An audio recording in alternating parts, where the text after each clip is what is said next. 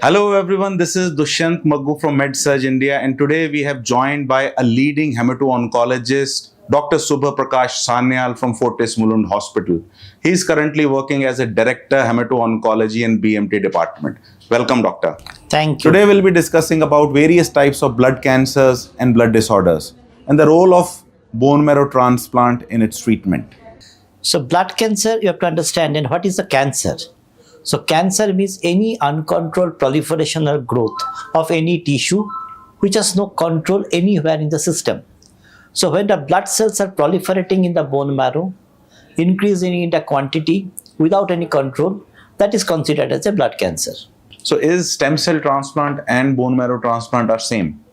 Yeah, so you can call it interchangeably, but you know what? Previous times when we are collecting the stem cell, we are collecting the stem cells from the bone marrow.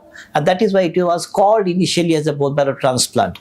Nowadays, we collect the stem cell from the peripheral blood mostly. And that is why it is called peripheral blood stem cell transplantation. So these words can be used interchangeably, but stem cell transplantation is a newer terminology. So we can say so a stem cell transplant or a BMT or a bone marrow transplant, they are the same. Okay. So when we deep dive into bone marrow transplant, there are two types of BMT that are happening. One is autologous, the other is allogenic. So how do we differ these types? Yeah, it's a brilliant question. So autologous stem cell transplant means when the patient himself is a donor. Autologous stem cell transplant philosophy is you are giving some chemotherapy with a supraphysiological dose that only bone marrow can't taken care of. So if you give that chemotherapy particularly, your bone marrow will be totally dried up. You may recover from the cancer, but the patient will die from the total bone marrow failure. So that is the reason we collect the stem cells from the patient body, give the chemotherapy, and we infuse the stem cell and allow the stem cell to recover. So it is basically, nowadays it is called high dose chemotherapy followed by stem cell rescue. So you are giving chemotherapy and rescuing the patient's marrow from the previously taken stem cell. That is the way we call about autologous stem cell transplant. So predominantly in hemato-oncology, autologous stem cell transplant are used for multiple myeloma and the relapse setting of the lymphoma, both Hodgkin's lymphoma and a non-Hodgkin's lymphoma. Allogenic stem cell transplant is a very different type of treatment. It is basically the donor is someone else. It can be fully matched family. Fully matched means HLA matched. That means, in simple language, that immune system is matched. Here one point I want to mention, blood group matching is not necessary at all. So family match one thing. There are now multiple registries in the country where the HLA reports are there of the different normal healthy individuals. You can match with the patient. That we call match unrelated donor. And obviously now we understand the importance of the haplo-identical or half-match donor transplant, I commonly call. And our advances in clinical science is much beyond in scopes nowadays, and we know that how to tackle that, and the results of the half-match bone marrow transplantations also now almost equally good with a full match sibling donor. That is the difference between these two. So I think allogenic stem cell transplantation we mostly consider for the marrow failure problems like a leukemia, like acute leukemia, AML, ALL, aplastic anemia, myelodysplastic syndrome, thalassemia, sickle cell anemia. So these are the diseases we can manage with the allogenic stem cell transplantation. So I think there is also a very bigger role of HLA matching whenever we need to identify a donor when we are planning to do allogenic transplant. So what exactly is HLA matching? So in simple language, HLA matching means your immune systems are matching or not. So we have a test, what is called HLA typing, which can be done from either from the blood or from the sputum. Very simple test.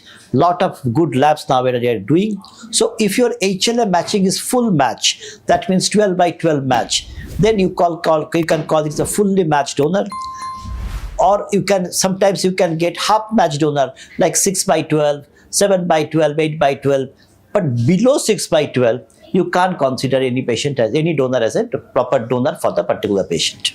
So I think within this, it is very important to know the patient or the donor has to be from the family, from the same father and mother. Not necessarily. Okay. Because if you have a very large family, say multiple brothers and sisters, or you have a single brother, still we know that 25% chance that you can get match. fully match. Okay. So only the big family means your options are more, nothing like that. So around 20-25% patient actually get full match. But what will happen to 75 to 80% other group? So that is why the haplo-identical transplant is coming in big way. And with the multiple innovations in medical science, different way of the GVHD management, now we can very much successfully, our half match transplantation results are almost touching the full match transplantation results. So this is definitely coming up a big options and a lot of cure potentials for multiple types of hematological malignancy in our day-to-day practice.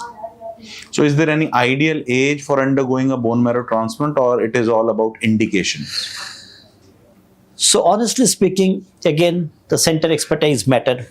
So whenever we do for any bone marrow transplantation, age is definitely a criteria, no doubt.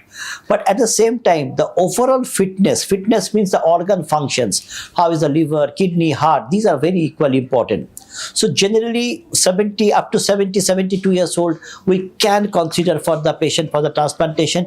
In our center, highest age, whatever we have done so far is 72 years old for a multiple myeloma patient.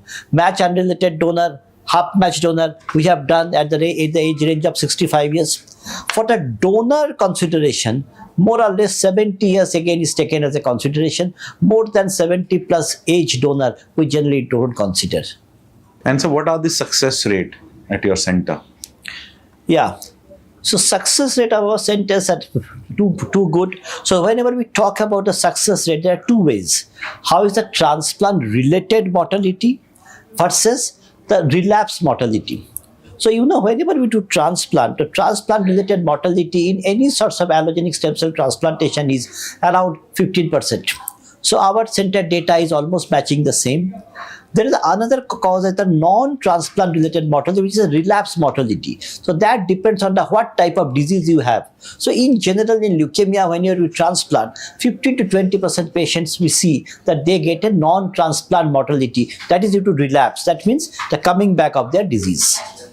So can bone marrow transplant cure all types of cancers, including lymphomas or sickle cell anemia disorder? So what are the whole spectrum? So for the lymphoma, I'm very specific. When there is a relapse of lymphoma happens, we have to use some salvage chemotherapy. What is the meaning of the word salvage chemotherapy? That means to control the disease as much you can, probably in the zero level, layman language, and then you do the autologous stem cell transplantation, which can give you 50 to 60% complete cure for the long term. Sickle cell anemia, thalassemia, any hemoglobinopathies, when we talk about bone marrow transplantation is only curative treatment for these patients. So if you want any patient of sickle cell anemia or thalassemia wants to be sickle free, thalassemia free, they need to undergo bone marrow transplantation. And any blood disorder, as per your experience, which you feel is important on the family side to take immediate decision with regards to BMT, which they should not delay? So hematological cancers like leukemia, lymphoma, multiple myeloma, aplastic anemia, myelodysplastic syndrome. So bone marrow transplantation decision to be very sharp and prompt. Decision should be taken whether this patient is transplantable or not transplantable. So when decision is made, the doing transplant should be done in a very in an impressive way, so that the patient should not lose the battle quickly. And what are the chances of failure in BMT? Yeah, so whenever we do the standard BMT counseling, we always tell the patients that 50 to 60% is curable, around 10 to 15% chance that transplant-related mortality, and 15 to 20% chance that always we say that a patient disease can come back. So if you combine these two, disease can come back, and this transplant-related mortality, it is around 20-25% range, not beyond that. And how much time the patient has to stay in the hospital? So autologous stem cell transplantation, most of the patient stays 2 to 3 weeks. Allogenic stem cell transplantation patient, mostly they stay around 25 days in our hospital. Okay, starting from the day of the initiation of the transplant and the discharge. So overall, if somebody is coming from a different part of the world, they have to be in the hospital or around the hospital for at least 2-3 months, 3 months. So 1 month for there and another 1 to 2 months in the country, and they can go back and they can follow their hematologists and medical oncologists. So what we do is to try to form a liaison with the medical oncologists and hematologists in that particular country, so that many of the simple things that can be managed in their own country, which drastically decreases the cost of the patient and obviously the ease and comfort of the patient. So is there any support we can provide to the patient who goes back after the BMT so that the recovery is better? Yeah, so what we do, we just try to constantly touch with the patient, and most importantly, I like to keep touch with the consultant hematologist or medical oncologist in that part of the world, so that we can discuss the things, and small things we can discuss, form a solution and give it to the patient, which is very easily doable in nowadays. So doctor, are there any scams happening on the name of BMT as per your experience? No. So BMT is not you are taking any organ out, right?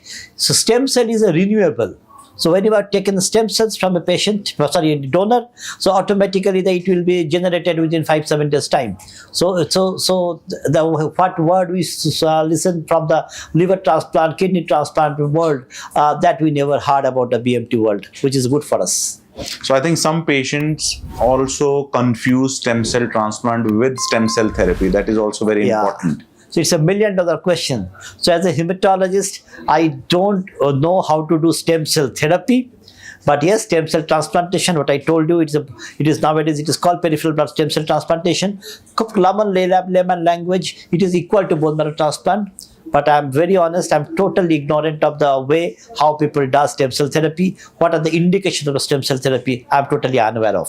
So technically there is no outcome, or there is no data which says stem cell therapy is curing sickle cell or Absolutely, any disorder. you are correct. In hematology, hematological diseases, stem cell therapy has no role.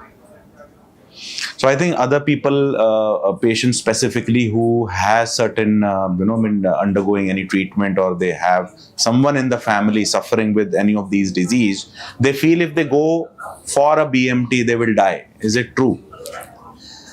Yeah, so BMT is believed to be a very heavy treatment.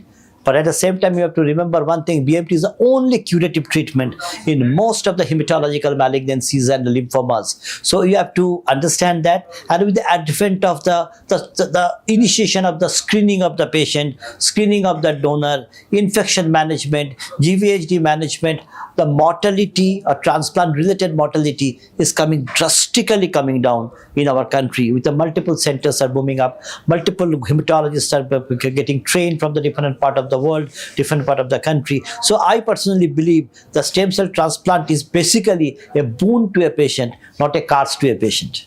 So basically a patient and the family, they have to take a decision at the right time if their hemato-oncologist is letting them know that this is the only option. So Mr. Dushman, I was telling one thing very clearly, that patient, family and doctors, three should be aligned very well. Then only one successful transplant can come out. And positive mindset, which actually helps. Yes, that is most important, I think, within the family and of course for the patient as well. So just one line that I will take. Yesterday I did one stem cell infusion. He's a 63-year-old gentleman. He came from Indore. When I was doing stem cell infusion, I was telling that this thing can happen. Bola, Dr. Saab, अभी जो कुछ होगा हो सकता है, लेकिन मुझे कुछ नहीं होने वाला है. So that is the positive mindset. It actually helps both the doctor and the patient. Thank you so much, doctor, for joining us and giving us information about blood cancers and bone marrow transplant. Thank you everyone for joining us today. Until next time.